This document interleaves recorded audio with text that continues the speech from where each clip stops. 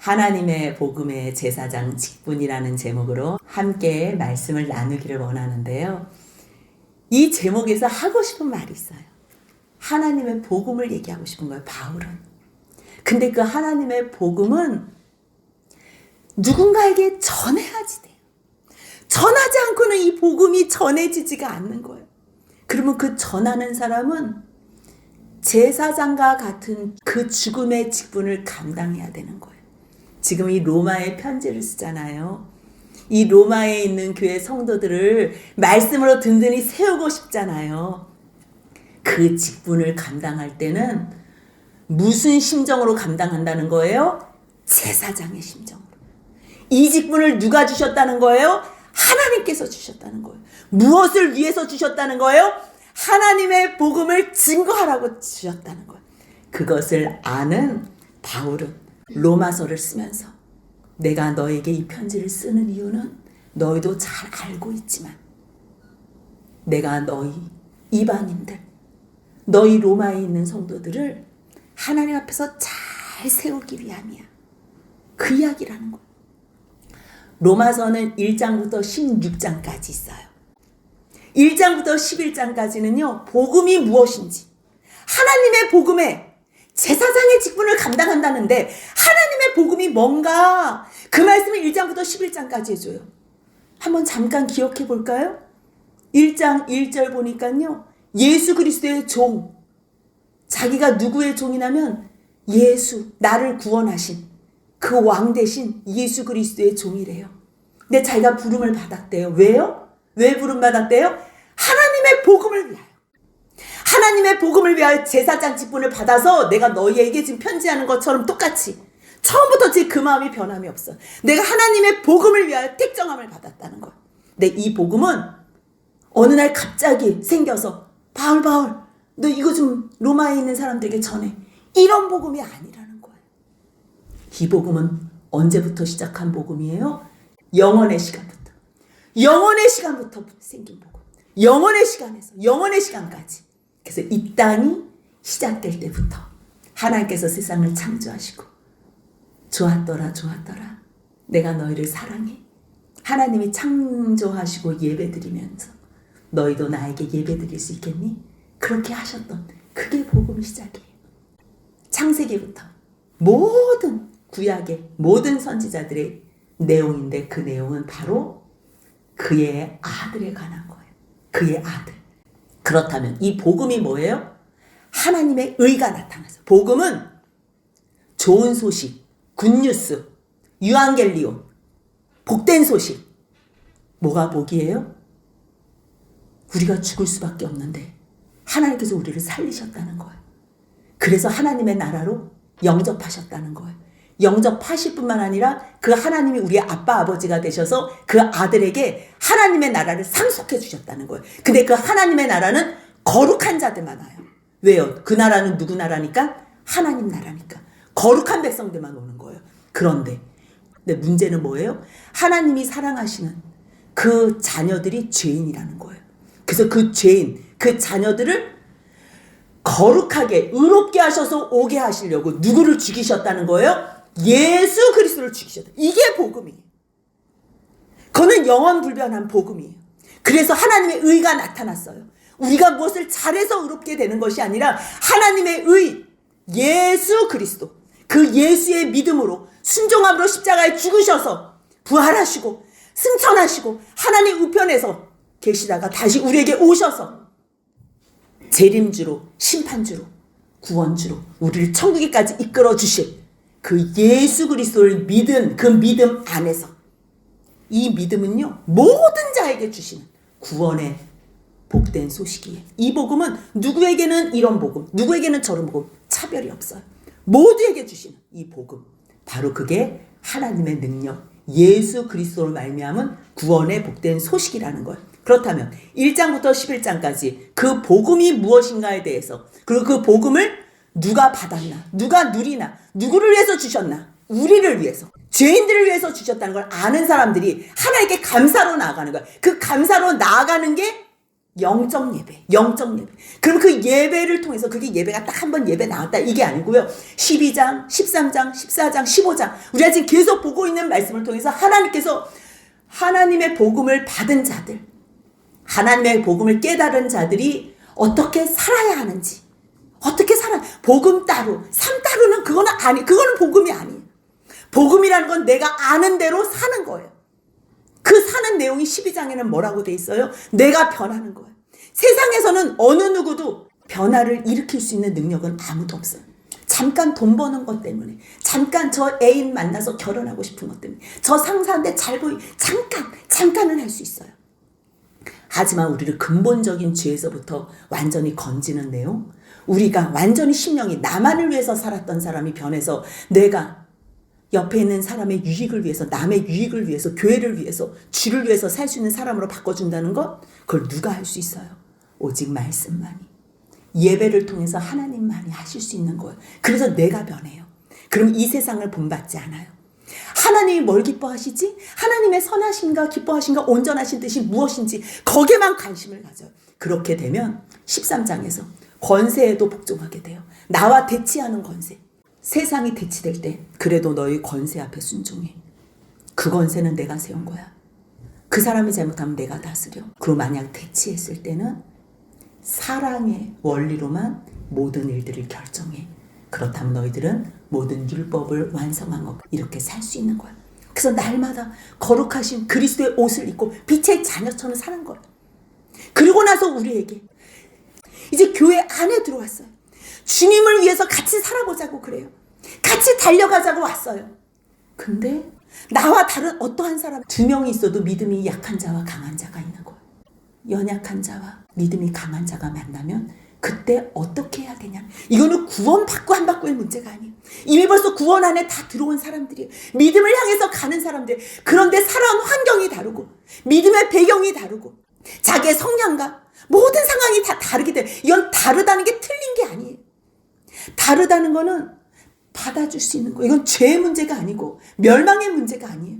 자기가 하나님 앞에서 자기는 이 생각이 옳아. 이게 하나님이 더 기뻐하실 것 같아. 그래서 하는 거예요. 이 사람은 이게 더 기뻐할 것 같아서 하는 거예요. 다른 것뿐이지 다른 게 틀린 게 아니에요. 이거를 아디아포라라 그런다 그랬어요.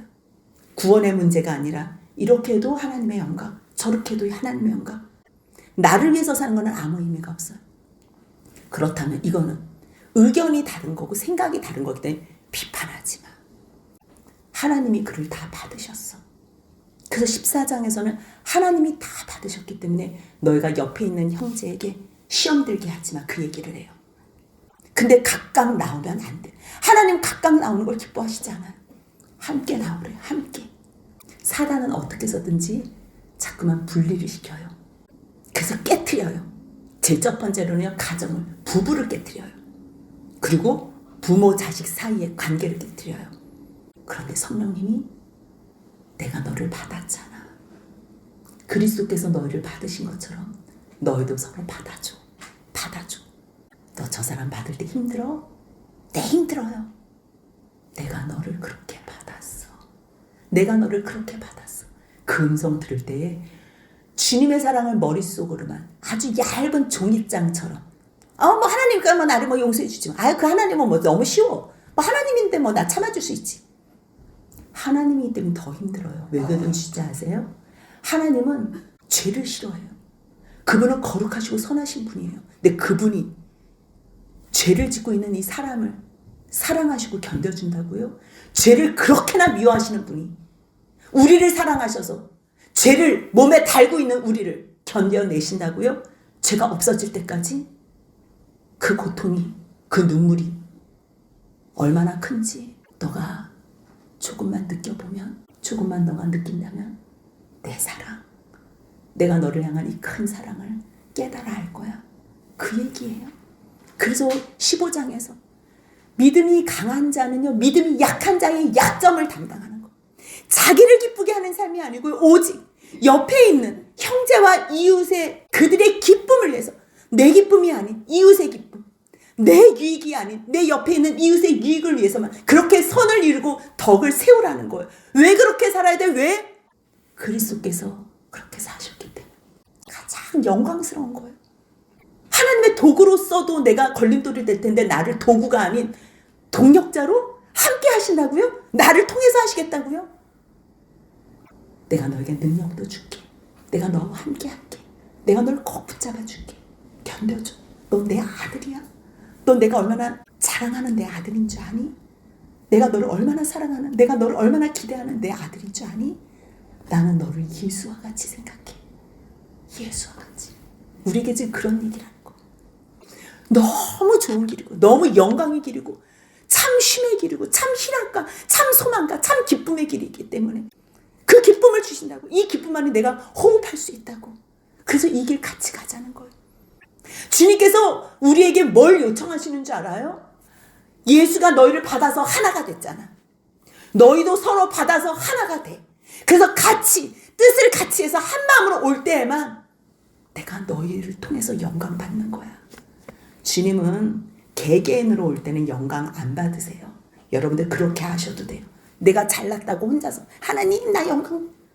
애기 때는 그래 이러지만 결국은 절대 하나님께는 혼자 가는 거 없어요. 그래서 혼자 예배 드리는 사람 진짜 성도는요 함께 해요.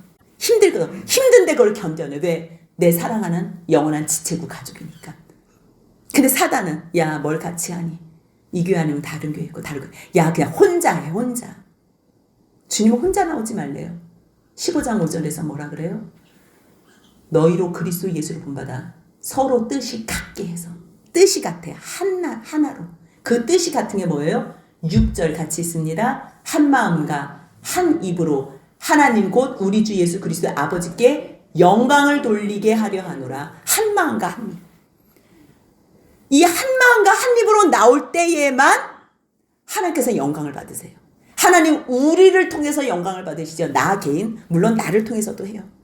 나를 통해서도 개인적인 구원 맞아요. 개인적인 구원 맞지만 우리는 하나예요. 한 몸. 그리스도 안에서 그리스도가 교회의 머리가 되시고 우리가 교회의 몸이 돼서 교회의 머리가 지시하시는 대로 우리 모든 수족이 움직이는 거예요. 15장 7절 같이 있습니다. 그러므로 그리스도께서 우리를 받아 하나님께 영광을 돌리심 같이 너희도 서로 받으라. 아멘. 우리를 받으셨어요. 받을 수 없는 우리를 받으셨어요. 그래서 하나님께 영광을 돌렸어요. 그래서 예를 드는 거예요. 하나님, 예수님이 어떻게 받아냈는데요? 첫 번째로는 유대인을 받았어. 첫 번째로는 하나님께서 선택한 이스라엘 백성들, 그 할례자들, 그들은요 아브라함의 자손이라는 것과 할례자라는 것에 대한 엄청난 성민의식과 선민의식이 있었어요. 율법에 대해서 예수님 완전히 자유하신 분이에요. 예수님은 율법 안 지켜도 된다니까요. 100% 다 하나님 말씀 안에서 하나님 사랑해서 모든 것을 순종하고 완전히 하나님 앞에서 온전함으로 나가기 때문에 율법 같은 게 율법은 커트라인이라고 그랬잖아요. 하나님 백성들이 살아야 될 60점 커트라인, 최소 커트라인. 근데 예수님은 100% 온전하게 하나님의 말씀에 순종하시는데 이 커트라인이 무슨 소용이 있어요? 그런데도 유대인들을 다 받으시기 위해서 할례자의 추종자가 되셨다는 거예요. 그래서 유대인들의 조상들에게 주신 약속을 유대인들에게 다 주시고 싶어서. 그래서 누가복음을 보면요. 2장 21절에 예수님이 8일째 되던 날에 할례를 받았어요. 그리고 모세의 법대로 정결 예식의 날이 차서 올라갔어요. 주의 율법에 쓴 대로요. 태에서 처음 난 첫 아이 그걸 다 주님께 드려서요. 성전으로 갔어요. 율법에 말씀하신 대로 산비둘기 한 쌍, 가난한 사람은 산비둘기나 집비둘기로 드리라 그랬거든요. 말씀대로 하셨어요. 그래서요. 유대인들의 모든 하나님의 백성들을 받으셨어요. 그렇다 이방인들은.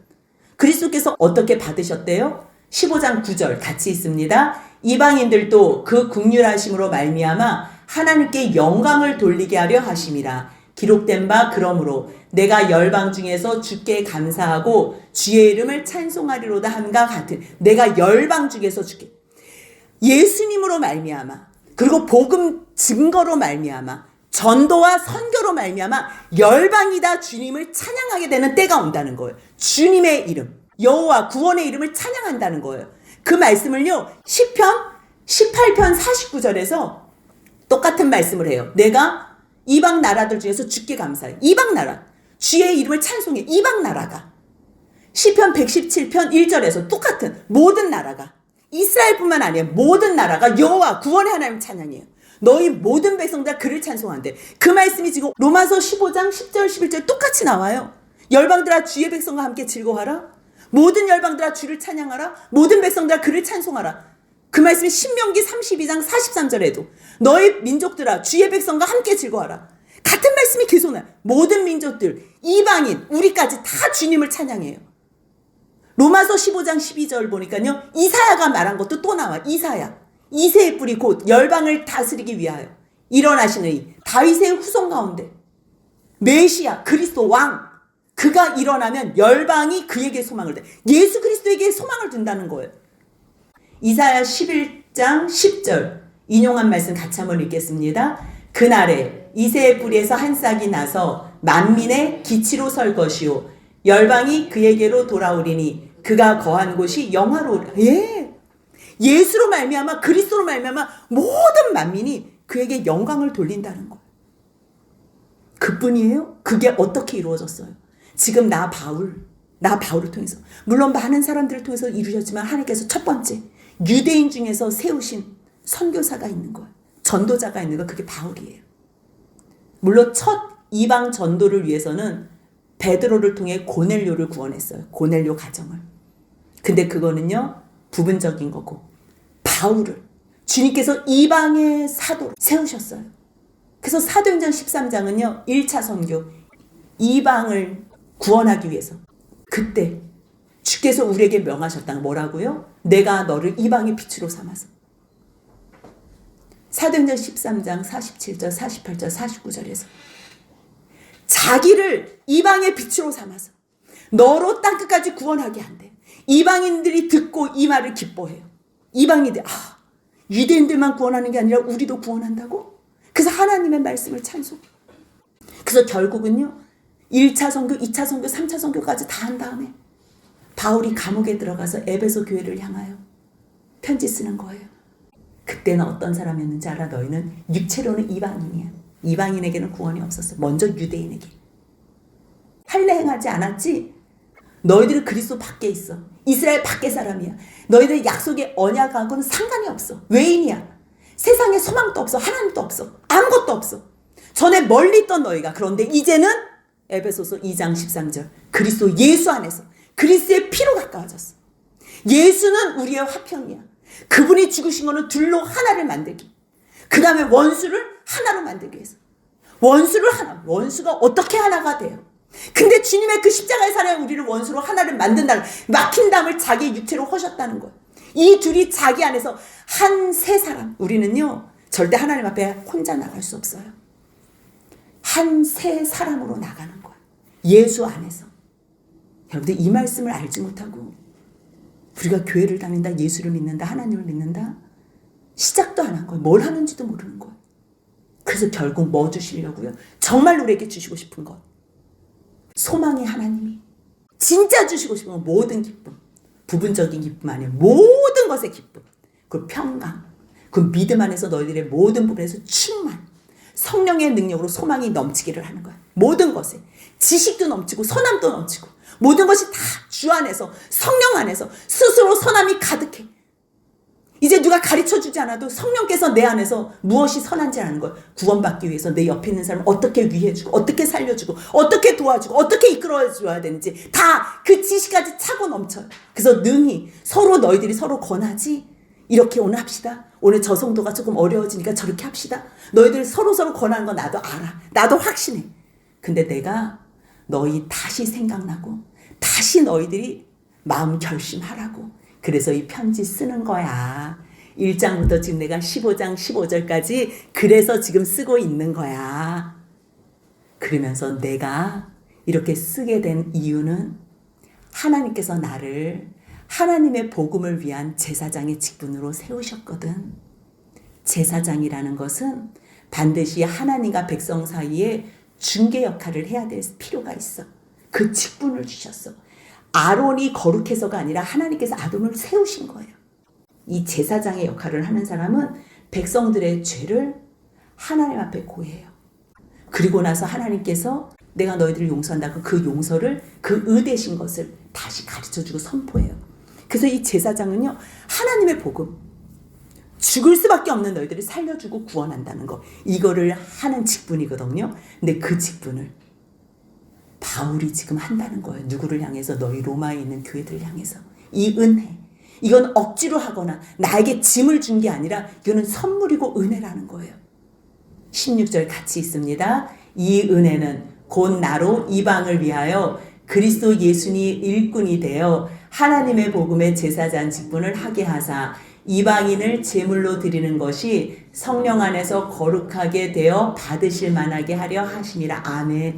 지금 내가 왜 이렇게 편지를 하고 너에게 이렇게 말씀을 구구절절 1장에서 11장까지는 복음이 무엇인지에 대해서 설명하고 또 12장부터 15장까지 지금 내가 말하는 이 시간까지는 복음 받은 이 구원함 받은 사람들이 어떻게 살아야 되는지 복음자의 삶을 얘기한다면 이제 그 복음 받은 사람들은 사명으로 사는 거야.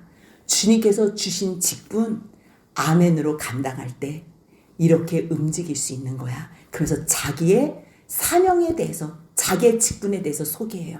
그리고 다음 시간에 볼 말씀은요. 내가 이렇게 사명자로 직분 받았는데 이 길은 영광의 길이거든. 같이 갑시다. 같이 기도로 가면 돼요. 그거를 부탁하는 내용이에요. 이 로마서 말씀이 너무 아름다워요. 로마의 교회의 성도들에게 1장부터 11장까지 말씀을 복음이 무엇인지에 대해서 정확하게 가르쳐줬다면 그 복음을 아는 자, 복음 가운데 사는 자들의 삶에 대해서 15장까지 얘기해 준 거예요. 그러기 때문에 내가 지금 그 직분을 감당하고 있어. 그 직분을 감당하는 사람들은 어떻게 살아야 되는지 전하기도 하고 서로 받아야 되는 것도 알고 서로 받으라고 얘기도 하고 그리고 이 직분은 사명이야. 이 사명은 내가 좋아서 하거나 내가 원해서 하는 것도 아니고 아무것도 아니에요. 물론 원하기도 하고 좋을 수도 있어요. 하나님께서는 이렇게도 하시고 저렇게도 하세요. 그런데 하나님께서 부탁하시는 일이에요. 하나님께서 부탁하시는 일, 그게 사명이에요. 부탁하시는 일에는요, 그것을 능히 감당할 수 있는 힘과 능력과 지혜와 사람과 상황 다 붙여주신다는 거 기억하시면서 우리가 어떤 직분자로서 지금 이 자리에 서 있나 감사로 나아가시며 기대하며 하나님 감당하겠습니다. 복음 아는 자 그렇게 살겠습니다. 그리고 나서 더 한 걸음 아는 것뿐만 아니고 사는 것뿐만 아니라 사람들을 향해서도 그 직분을 잘 감당하며 전하겠습니다. 고백하며 나아가는 저와 여러분들의 복된 인생이 되시길 주님의 이름으로 축복합니다. 아멘.